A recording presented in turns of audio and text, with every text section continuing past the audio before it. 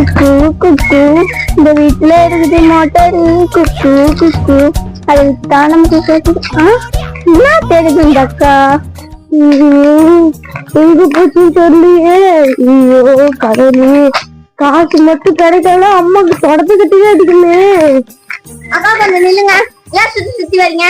அம்மா கடைக்கு அனுப்புனாங்களா, காசு தொலைச்சிட்டேன், அதான் தேடி இருக்கேன். அம்மாவுக்கு தெரிஞ்சதுன்னா தொடப்பு கட்டையில அடிப்பாங்க. அது காசு தொலைச்சிட்டீங்களா?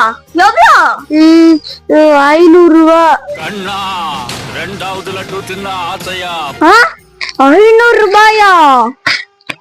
எங்க தொலைச்ச, எப்படி தொலைச்ச? இந்த பக்கம் வந்த கீழே விழுந்துச்சு. இந்த பக்கம் வந்த கீழே விழுந்துச்சு. ஐயோ 500 ரூபாய் கிடைச்சா மம்மிக்கு இல்லைன்னா எங்கே போச்சோம்?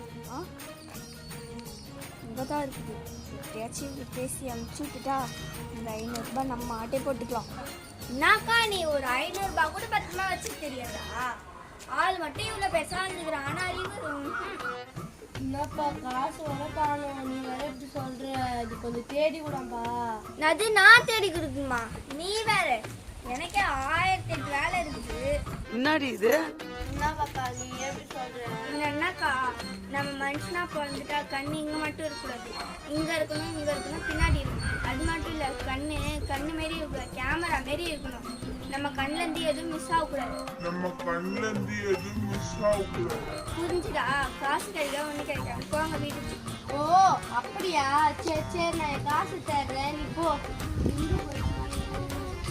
இங்க இருக்கு.